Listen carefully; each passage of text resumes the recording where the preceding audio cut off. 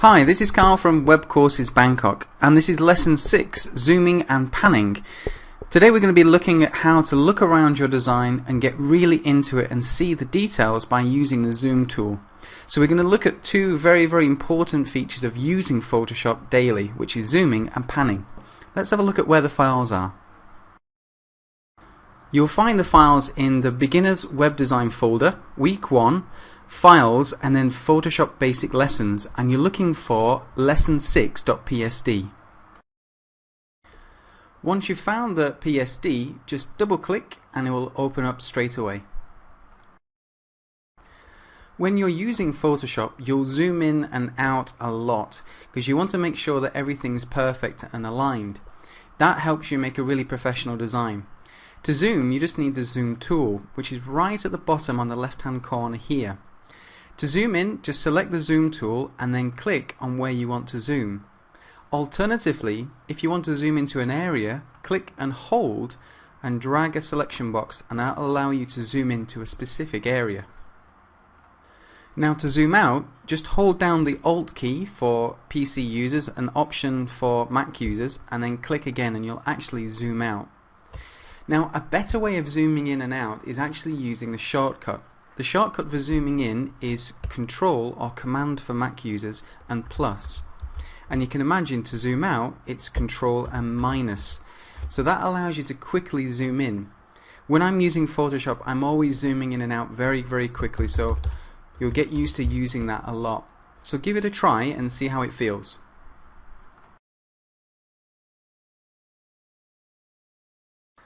Okay, so now you're used to zooming in and out, it's time for a little bit of a test. I've done a little exercise that's essentially spot the difference. So we've got two pictures, one on the left and one on the right, and they're obviously different. By zooming in, we can have a look at the fine details and have a look at exactly what's different. So give it a few minutes and have a go at seeing if you can spot all the differences.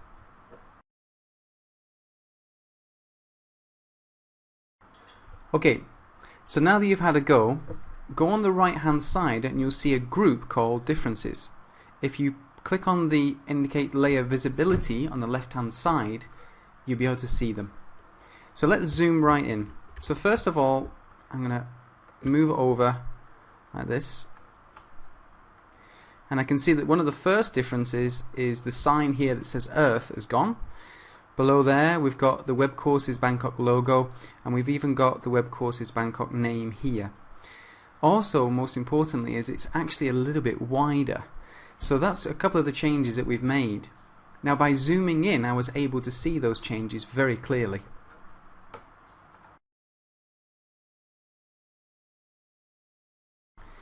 Okay, when you're zoomed in, it's sometimes a bit of a pain to use the scroll bars on the right hand side to move everything around. It's not very fast, and you have to spend a little bit of time moving your mouse over and using the scroll bars.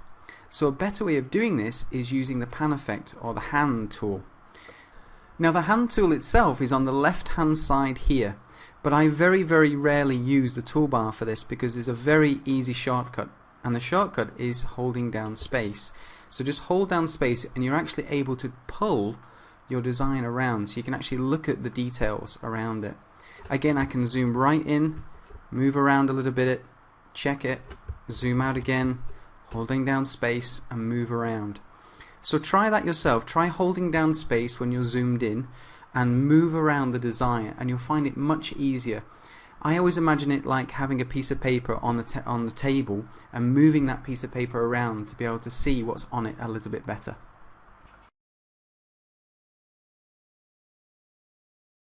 So let's have a look at some of the other shortcuts available. So I'm going to do Control and minus as well, and that allows me to zoom out. Now there's a better way of doing this. I can actually press Z for the zoom tool and then right click and do actual pixels. Now this is very handy because it actually shows you your design at 100%. So I'm going to click on that now, and I can see that this is exactly how it would look on a screen. So if you're designing a website, it's very important to keep an idea of what it looks like at 100%. You can sometimes get lost in the different ratios when you're zoomed in. So make sure you always go back and have a look around your design at 100%.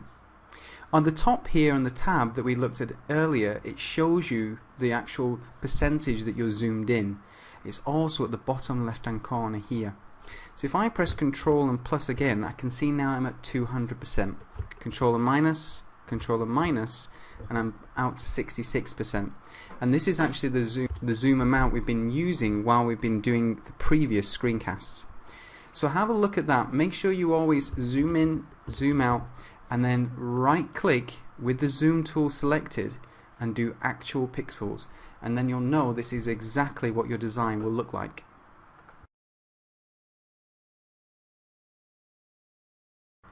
Great, so that's zooming and panning. Now let's look at a real example of when you would use this. Now I'm going to select the zoom tool again, and this time I'm going to click and hold, and I'm going to drag a box around the two buttons here. Now these two buttons, you can see that the text is perfectly aligned, it's right in the middle. I know that because I'm zoomed in. It's sometimes harder to see if it's really in the middle if you're zoomed out. So what I'm going to do now is I'm actually going to move over to the right hand side to look at the other buttons. So hold down space and I'm just going to drag over, and here they are. Now these two buttons need a few changes, and this is something that we looked at in the previous screencast, which is moving and rotating. So the first one I'm going to do is button 1. So on the right hand side I'm going to open up the group for button 1, and I'm going to click on the words click me. Remember, you must select the layer before you can move it or change it. Now to move it I'm going to use a shortcut key. I can use the toolbar, which is here, but it's very far away from my mouse. So I'm just going to click V, which is a shortcut for move. Then I'm going to use my keyboard arrow keys just to move it right in the middle, like that. It's a little bit harder if you use the mouse, so I like to use my keyboard keys because I know it's absolutely precise. Great, so let's move on to the next button. Again, I'm going to go to the layer, so I'm going to look for group 2, which is button 2. I'm going to open up the group, so just move down a little bit, and I'm going to select by me, which is the text in the middle of the purple button. Great. Now the first thing I need to do is rotate it. To rotate it I need the transform tool, but again I prefer to use the shortcut. So I'm going to press Control and T, or Command and T if you're using a Mac. Now I don't want to go and try and do this myself. I want a little bit of help changing the direction of this, so I'm going to hold down Shift. Holding down Shift, and I'm going to drag to the left, and there we go, perfectly in line. Again, to finish what I'm doing, I could use the tick at the top right hand corner, or I can use the shortcut key, which is Command and Enter, and there we go. I've arranged the text perfectly. Now let me just do that again. I'm going to edit, step backwards, edit, step backwards. Okay, so first of all I selected click me, so click me there. I use my arrow keys to move it, knowing that I have the move command selected. Next I went to by me and I click on there, and I press Control and T to select free transform. I held down Shift, and then I dragged the text to the left just to make it in line. Press Command and Enter, or Control and Enter to finish, and there we're done.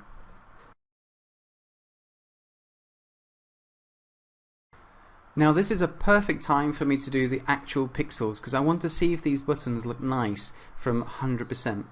So again, shortcut key, which is Z, and I'm selecting this tool at the bottom here on the toolbar. Right click and actual pixels, and I can see that those two buttons look perfect now. So we're ready to move on to our navigation bar.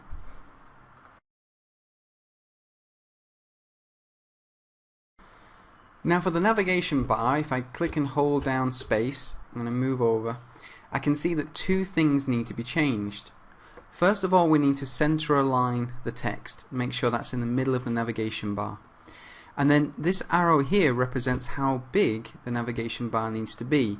So we can see actually here that the navigation bar isn't quite as wide as we need it. Now to do this, I want a little bit more help, so I'm going to use the grid. So I'm going to go to View, Show, and then Grid.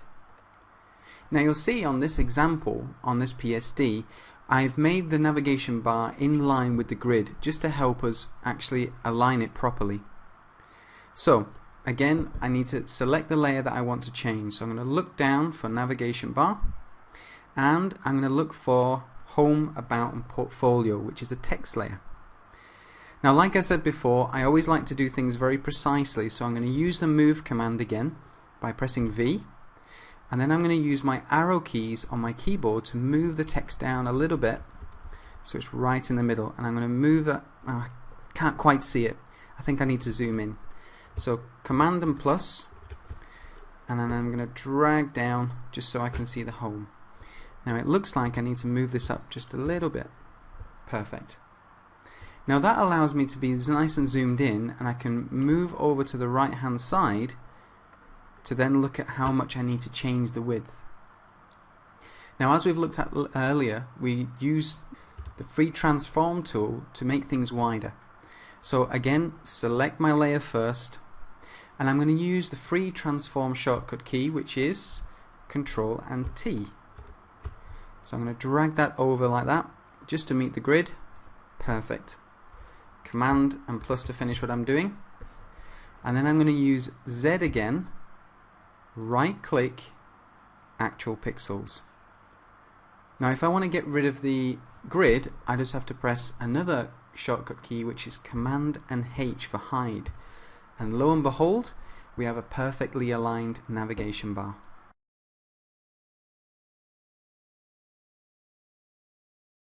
So let's just do that one more time. So I'm going to go to Edit, Step Backwards, Edit, Step Backwards. There we go. Now, first of all, I want to see my grid. So I'm going to go to View, Show, and then Grid. And then I'm going to use the Zoom tool by selecting Z, and I'm going to do Control and plus. There we go. Hold down space to move over to the left-hand side so I can see the word Home. Now, to move this layer, I must first select it. So I'm going to select my home layer, and then use the move command, which is V, and use the arrow keys on my keyboard to move this down very, very precisely. And I can see that's right in the middle now. Again, I'm going to move over to the right hand side using the hand tool, and now I can see that the navigation bar needs to be moved over to the right. It needs to be transformed a little bit. Again, before I can change a layer, I must select it. So click on navigation bar, and then if you remember, the shortcut key for free transform is Control or Command and T. I'm just going to drag this over like that, and it's perfectly in line, and then when I'm done and I'm happy with it, press Command or Control and Enter. Now before we're happy with everything, we need to see it at 100%. So again, back to my zoom tool with Z, right click, actual pixels, looking good already, but still I want to see it without this messy grid, so I'm going to do Control and H, Command and H if you're using a Mac, and look at that, it's perfect, it's lovely. So you can see how important it is to have the zoom and pan tool, and if you get used to using that tool very naturally, it will really speed up the way that you use Photoshop. So that's everything for zooming and panning. I hope you'll be able to use that and use it effectively when you're designing your websites. Next in the series, we're going to be looking at shapes and custom shapes. If you want any more information on our courses or our screencasts, please go to www.webcoursesbangkok.com. Thanks for watching. Bye. Hi, this is Carl from Web Courses Bangkok, and this is Lesson 8, Blending Modes and Effects. Blending modes are when you have two layers that are interacting with each other, and effects are different things that you can apply to a single layer, things like shadows, inner shadows, bevel and emboss, and even gradients. So let's have a look at how these all work and how they interact with each other.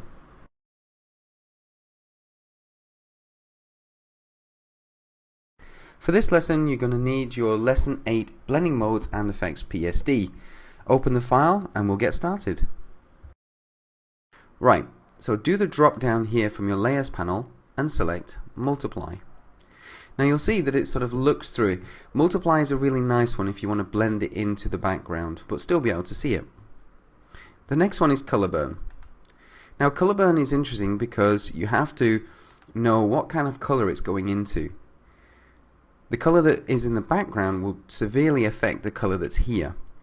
I must admit, I've been doing Photoshop for a long time and I still don't know exactly what each of the blending modes does as soon as I see them. So what I do is I just try them like this. So let's try the next one. We'll try lighten. And you can see obviously it's got a lighter color, but until you actually try it, you won't know exactly how it looks. Next one, we're going to go overlay. Now overlay is one of my favorites because it really allows you to add things into the background very easily. See, this Facebook logo looks very nice. And also multiply and overlay tend to look a little bit opposite. One dark, one being lighter. Next one is difference. Now difference gives you definitely a different effect. As you can see, it's got a sort of like a dark purple color. So it depends on what kind of effect you're looking for. If you're going for a sort of grungy logo or a grungy background, difference could definitely be one of the blending modes you should choose. Right, let's try luminosity. And again, this is one of those strange ones that sort of depends on the color. Now, one thing I do like about luminosity is, as you can see here, if I zoom in, the Facebook logo looks part of the background, and it's also taken on the colors, so it can look really nice. The last one is we've got the original, and then we have the background here. Now, depending on the background depends on how these blending modes behave. So try them out. So normally what I would do is I would select let's say multiply here. I click to the right and I just keep trying them. And once you've got it selected up here, you can actually use your arrow key to skip through them until you find the one that you want. So for example, this one could be quite useful if you wanted to remove the blue background. Great, so that's blending modes.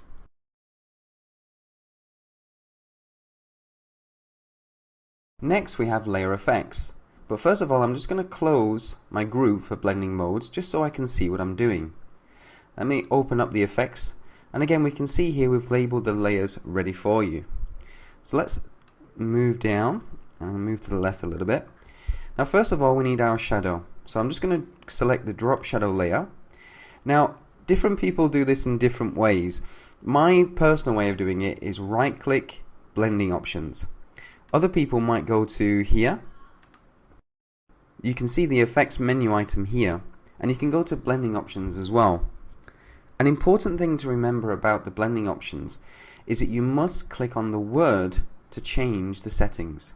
If I just click on the actual checkbox, nothing happens apart from turning that layer style on and off. So if I want to change anything, I must click on the word. Here you can change the size, and also you can change the distance. So try playing around with some of the different settings. Also, a nice thing about this is if you're using the global light and you've got shadows elsewhere, they will all change if you start changing the angle. And this can be quite useful to keep things consistent. Right, let's click OK and we'll move on to inner shadow. Now something to note is that when you have a layer style applied to a shape or a picture or anything, you can see the layer effects here. If you want to access them directly, just double click and that will go directly to a layer effect that's been applied. So just click OK and then we'll move on to inner shadow. Right click, blending options. Okay, and then from here what you can do is just select inner shadow and then change the size, and you'll see that the sort of increasing the size quite a lot can give you like a depth feel to it. So if you're doing things like screenshots of websites and things like that, adding a very deep inner shadow can give it a really nice effect. Click OK. Now we'll move on to inner glow. I'm just going to right click, blending options. Now we see here that we've got the label outer glow, so let's just try that one first, outer glow. And as you can see, you can't really see anything. So the outer glow really only works if you've got a darker background. So let's move on now to inner glow.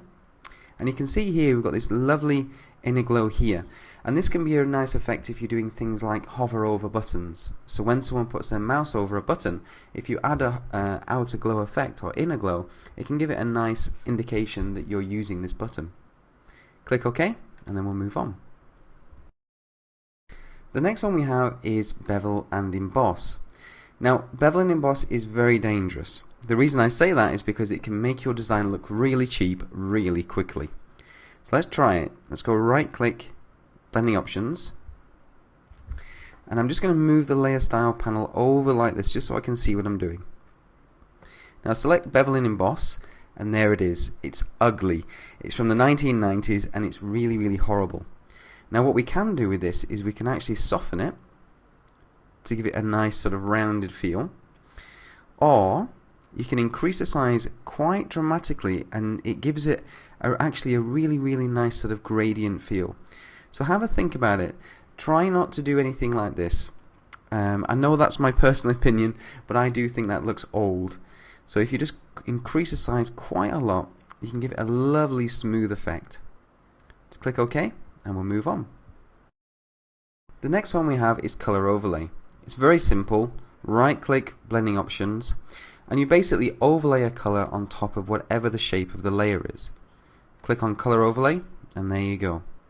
You can change the color itself, and you can even change the blending mode as we did earlier. Also, you can change the color of which you want to do it. Now this can come in useful when you want to use a shape. So if you want to quickly change the color of the shape, for example, if you've cut out an apple from another picture and you want to just have a solid shape, and this is the way to do it. Very quick and very easy. Now we've saved the best till last, and that is Gradient Overlay. It's definitely one of my favorites because it really allows you to make some really nice effects. Again, right click, Blending Options. Let's see what we're doing. So I'm just going to move this over. Great. Now clicking on Gradient Overlay selects the first colors that you've got here, the first gradient. If I just click OK. Now there's a lot to these gradients. If I want to change the gradient itself, I just click in the center here. And then instantly what I can do is change the type of gradient that I'm using. Some are obviously nicer than others. Now the first three are always the same. Top left, this is your foreground and background colors. The second one is the foreground to nothing, so it fades out. And then the third one is always black to white. Now the one we're going to use now is we're actually going to use black and white because we're going to do a nice little effect with this. What we're going to do is very simply is change the opacity down. Now what that does is it gives you this lovely sort of gradient effect, giving it as though the button has got actual depth. Click OK and there you go. Now the real powerful part of this is, say for example I want to change the color of my gradient overlay to the same color as my color overlay. What I do is I select my color, I move my mouse over like we did before, and I click OK. And again I've got this gradient overlay. And this is something very, very useful for web designers if you want to change colors and affect the color scheme very, very quickly.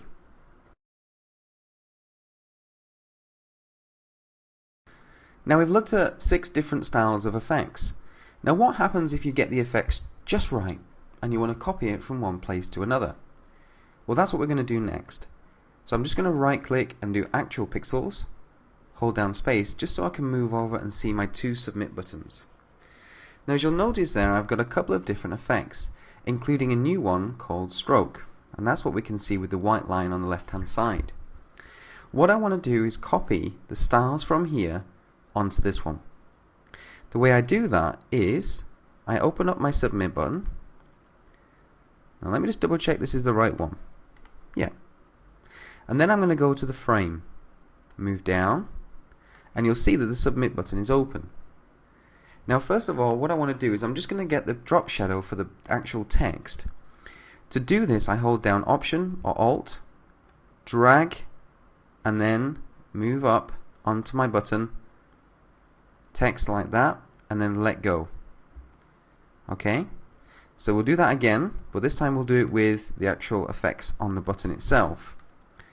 Just to see what I'm doing, I'm going to double click on Character, just to give myself a little bit more space and room. So here we go. We're going from here to here. So let's just start with the drop shadow first. Hold down Option or Alt, drag onto the button, and let go. Let's do that again. This time I'll get the gradient overlay, hold down Option, drag, let go. And lastly the stroke, drag, and let go. And that's a really, really useful way of moving your styles from one place to the other. So that's everything for blending modes and effects. Hope you enjoyed that, and I hope you use it to make some really nice effects with your different layers.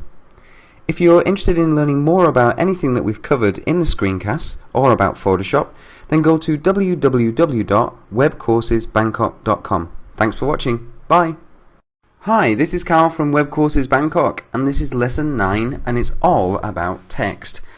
Text is one of the trickiest things in Photoshop. Reason being is it's not really made to do it. So we're going to find some nice easy ways to work with Photoshop and text. Text is very important because it's going to be part of nearly every design that you do. When you're selecting text, you've got to have the selected tool on the left hand side here. If you don't have the text tool selected, you won't be able to change it. So for example, I see a lot of people trying to have the move tool selected and then try and click on the text. It doesn't work. For me, I always press T.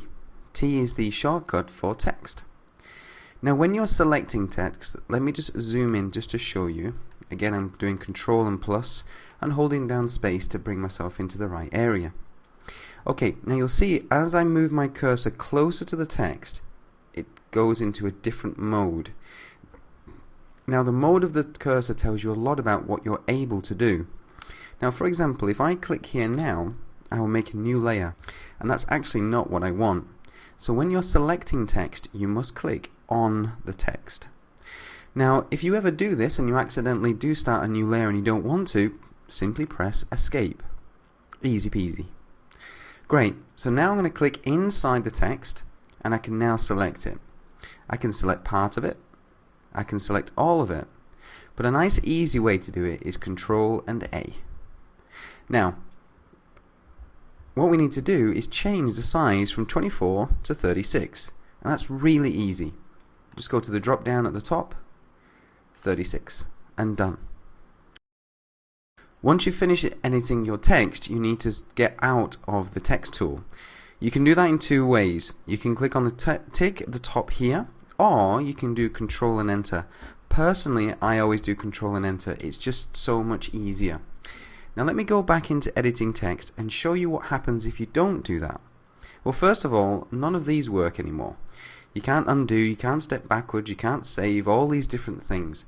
So like I said, when you finish playing with your text tool, Control and Enter, or Command and Enter if you're on a Mac. What we're going to do is we're going to bold the we, then we're going to put love in red and Photoshop in blue. So again, we need to select the text that we want, and this time I'm just going to highlight we, and then I'm going to go to the top here and just go to bold. Now just be warned, some fonts have bold text, some don't, so it depends on the font that you're using. We're using Arial and that has just about everything. The next thing we want to do is change the color. Now I can just double click and select the word that I want. I'm going to go to the top here and I'm going to select the color red. Click OK and I'm done. Next thing we want to do is Photoshop. Again, I'm going to double click in the middle, just a quick way of selecting the word, and then I'm going to select blue. But this time I'd like to use the same blue as the one on the left. So I'm going to move my cursor over as we saw before, and we're going to use a color picker to choose exactly the same color. Click OK, and I'm just going to click in the middle just so I can see those colors. Brilliant. And now to finish what I'm doing, Control and Enter. Next we're going to change the font. Now changing a font in Photoshop is a little bit easier if you know a little bit of a trick. So first of all, select your text. Second of all, Control and A to select your text. And this time what I'm going to do is I'm just going to click to the right here, not the drop down here, because I can see the font that I want. However, normally it's nice to sort of cycle through them. So I'm going to click to the right so it goes blue. If it doesn't, just select Arial again and it'll go blue. Okay? Now once it's done that, you can now press the down key and just quickly go through all your different fonts. And this is really useful. Oh, and a little tip from me, because I personally did this wrong recently, don't install too many fonts. The reason being is because when you're launching Photoshop and you've got say 2,000 fonts, it takes ages to load. So my advice is only use the fonts that you need. The one that we need right now is going to Times New Roman, which I know is all the way down here. As you can see, I installed way too many fonts, and I'm just going to look for Times New Roman, and there it is.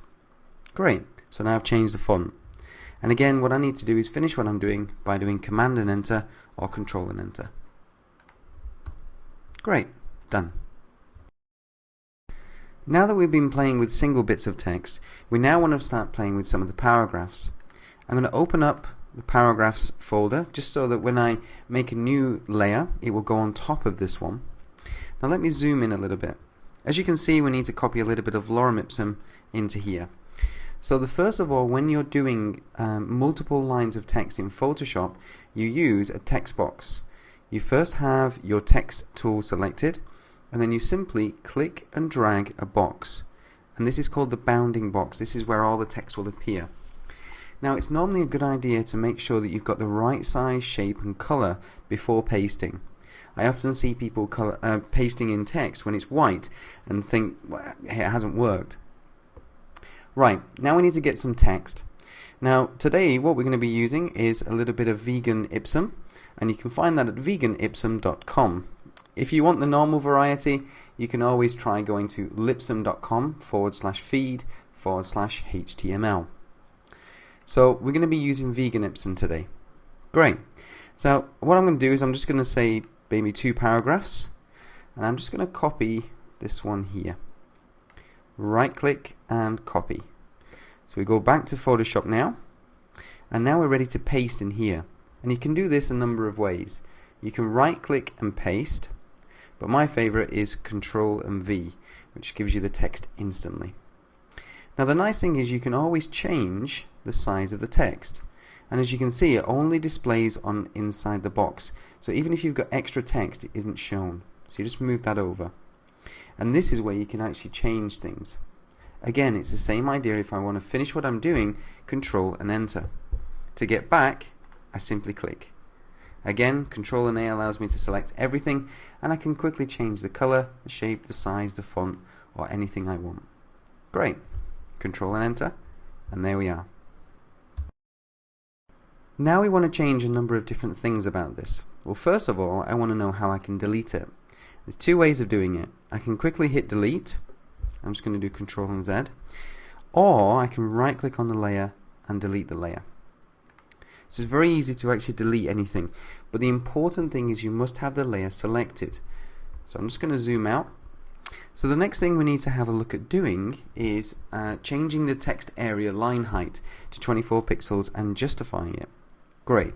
So all I need to do now is go into this text area here, Control and A, because if I don't do Control and A, I'm going to have bits of the text that aren't justified, aren't Lucida Sans, etc. Right. So now that we've got this selected, all we need to do is change the line height. So I'm going to just do Control and A, and now I need to go to character. Now character's just here on the right hand side. If you don't have this, go to Window, and then you'll see character here. When you're here, you've got a number of different things you can change, one of them being the line height, or it's called leading. So I'm just going to click on there, and we're going to change that to 24. But now we want to justify it. We want to make sure it's on the right hand side. To do that, we need paragraph. I select the paragraph, and again, if you don't have it, it's under Window, Paragraph. So to justify it all, I move over right to the right hand side, and I click on that. And as you can see, it's justified it perfectly. Command and Enter to finish what I'm doing. Brilliant. Next, we're going to use our Justify All for a little bit of a tip. So I'm going to hold down Control. I'm going to come down to my navigation bar here. Now this is what we're aiming for on the left hand side. We want it perfectly spaced right inside the navigation bar. Now this tip only works if you've got one word. So when you're choosing a navigation, try and just choose it with one word, and then this tip will work perfectly. So what we're going to do now is we're just going to move over, and we're going to do our box again. Now something that might help is if you have the grid on. So just go to View, Show, Grid. And the grid can be very, very helpful. Example, I can just grab the box just like this, and I know that it's pretty much well spaced. Okay, so now I'm just going to put home, about, and as you can see it's being a little bit weird. So I'm just going to do Control and A and align it to the left. We'll do the justify in just a moment. So all I did was I created my box, I had it home and about, and then I aligned it to the left. So clicking after about there, I've got services, portfolio, and contact. So now I've got this here, but they're not spaced out. So the way I space it out is I highlight all with Control and A. I go to the top right hand corner and paragraph panel, and I click on justify all, and there it is. Perfect. Last thing I need to do is change the text color to white. Click OK, and then as you can see it's worked perfectly. Control and enter, and there you go. And if you want to hide all the grid and things like that, Control and H, and there it is. A perfect navigation that's nicely aligned. Now if you do want to use two words, let me show you how you do it. I'm going to zoom right in for this bit, hold down Control, there we go. So click on there and I'm going to do space us. Now again, we don't want this space here, so what I'm going to do is I'm actually going to put them back together, and then I'm going to highlight the U, and what I'm going to do is I'm going to increase the character spacing between them. Click on character, click on spacing here, and then just increase it. Now as you can see, the U's being pushed over like that. Okay, so let me go back to 0. When you're doing this, always select the letter just before the one that you want to space out. So it's the T. So if I select this one, you can see it pushes the S over. So always do the last letter of the word you want to push away. So again, I'm just going to move this up to say 25. It's not enough. 75. Still not enough. 200. That's more like it. And you can go even further if you want. To do that nice and easily, just highlight the T, highlight the text, and then just drag it over, and there it is. Perfect. Control and enter, Control and minus, and there you have it. Well, I hope that helped, because text is definitely one of the most difficult ones, but once you master it, it's something you can do really, really quickly. So that's everything for lesson 9, which was all about text. Text is one of the most tricky ones to play with Photoshop, but with those couple of tips, couple of tricks, I'm hoping that you'll create some really, really nice text effects. And if you want to know any more information about any of the courses, like the Photoshop course or the web design course, then go to www.webcoursesbangkok.com. Thanks. Bye. Hi, this is Carl from Web Courses Bangkok, and this is the Beginner's Web Design Photoshop Design section. So what we're going to be doing is creating web page design in Photoshop. So let's get started. So let's take a look at what we're going to be making. This is the design that we're going to make, and like all websites, they generally start life in Photoshop. Now I'm just going to zoom in a little bit, and we'll be able to look at this a little bit more clearly. So you can see here we've got just a little bit of a logo at the top, some nice simple text. Everything's in the middle, so it's not too difficult. We've got a navigation bar here, and that's got a little square at the back just to say that we're on this page. Then we've got a very simple banner here, and the banner is going to contain just a little bit of text just on the top of it, and then below that we've got the title and then a bit of Lorem Ipsum text. Now this has already been prepared for you, and you'll find that in your folder. So it's just showing some of the websites that we make. Lastly, we've got the footer, and then all around here you can see a nice shadow, giving it a nice professional feel. Now before we go any further, I want us to all have the same screen.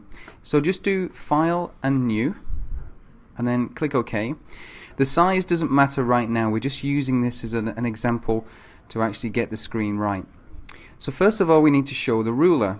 Now we can do it the slow way, which is View, Show, and then you've got ruler on here, which is just here. Or you can do Control and R, and if you're on a Mac, Command and R. Once you've got this, I want you to just right click inside and do pixels to make sure it says something like 0, 100, 200. Right, from there I want us to have the same sort of workspace. To do that, go to Window, Arrange, and then just make sure that Cascade isn't turned on. Then go to Workspace Essentials, and that will make sure it's got all the same sort of view. Now when you get Essentials, adjustments will be like this. To remove it, just double click and then double click on Layers. And the Layers is the most important part, because that's where you see all the different parts of your design. Great. Now I'm actually going to just close this down. Right, for this one we're going to be doing File and New again, like that. And the size is 1024 by 1200 pixels. And we don't need to worry about the name just yet, because we'll do that later. So when you're ready, just click OK. Great, so we're ready to start now.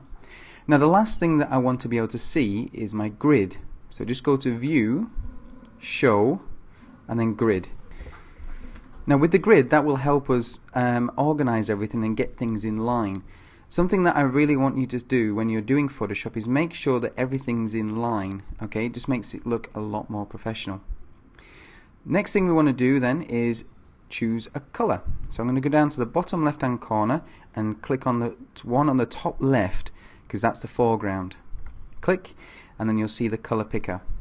The color we want today, I'm actually going to write in myself, which is DD, DD, DD, and it's just a light gray. Alright, now you can actually move it yourself, okay, but I found it easier just to put in DD, DD, DD. Great, so when you're ready, click OK. Now what we're going to be doing is putting the grey in the background, so it means that we need the paint bucket tool. The paint bucket tool is on the left hand side here, but you might find that it's hiding under the gradient tool. So just click and hold and select the paint bucket tool. So we're ready now. We've got the foreground set, we've got our canvas ready. Just click and there it is. Very simple. Right, so now that we've got our background the right color, I want to practice something that's very, very useful. So just press Control and plus and you'll zoom in, Control and minus, zoom out. And if you right click with the zoom tool selected, you can actually see the original size. To select the zoom tool, press Z and then right click, actual pixels, and you'll know that this is exactly how it will turn out when you're looking at it on the browser. Right, the next thing we need to do, if we just reference our design, is this white box here. Alright, now I'm lucky because we already know the size, so I'm going to show you a quick tip on how to make a box an exact size. Let's zoom out so I can see what I'm doing. Right, now I'm going to click on here, which is the rectangle tool, and you might find that it's hiding under the custom tool or even the rounded rectangle tool. So just click and you'll be able to see the other options. So let go. Now this box is going to be white. If you want to change anything to do with the tool that you're using, select it from the top here, which is the properties bar. So click on color, then move to the top left hand corner. Now you'll see what I'm doing here is I'm not just clicking that because that isn't pure white. I click and hold and then move my mouse off the color picker to the top left, and now I've got exact white, which is FF, FF, FF. Great, click OK, and now we're ready to draw. Now I'm just going to do this very, very roughly like this, because I know how big it wants to be. There we go. Now something that's happened here is because of me changing this before, I've already got my shadow, so I just need to turn that off. You probably won't have that. Right, now the size that we want to do this is 800 width by 1000 height. Alright, so the way I do that is I'm going to use a very useful tool, which is Control and T for transform. If you're interested, it's hiding under the edit menu, free transform path, and it shows you the shortcut just there. Now that I've got that, on the properties bar again, remember how I said that if you've selected a tool and you want to change the settings, look on the properties bar at the top. Right, the width I want is 800 px and the height I want is 1000 px. And now if I press enter, perfect. All I have to do now is just put it in the right place. So I'm just going to drag it down. I'm going to leave 2 squares from the top. I'm just going to move it over There we go. And it should snap to the middle of the page. Alright? So now the next thing we want to do is finish what we're doing. Whenever you move anything, whenever you type anything, you have to do Control and Enter to finish what you're doing. Now that we've got that, I want to add a nice shadow in the background like we saw earlier. So just right click on shape 1. Now don't right click on the color and don't right click on the shape. Right click at just where the text is. Right click and then go to blending options. When you're on blending options, you'll see the layer style panel. The layer style panel allows you to change things. Now if this is your first time doing this, don't assume that just by clicking on the checkbox here will turn it on. Alright, you must have the word selected because that will allow you to change things. Now I just need to make a quick adjustment, so I'm just going to click OK, and I need to turn on the effects layer. If you ever have that problem, make sure you have the eye selected on here. So I'm going to do that again. Right click, blending options, and then click on the word drop shadow. It's the same if I want to add a stroke. I click on the actual stroke word, not just the checkbox. We just turn that off. Back to drop shadow. And what we want is 30% opacity. We want the distance to be 0, so it looks like we're looking right onto the page. The spread is 0, but the size is 30. Now actually, when we start doing the code for this, that 30 is going to be something we put into the CSS. Great. So now we're ready. Click OK, and you can already see I've got this nice shadow here, but I can't see it very well. I need to hide that grid for a while. To do that, Control and H, and I can see what I'm doing a lot better. That doesn't look too bad.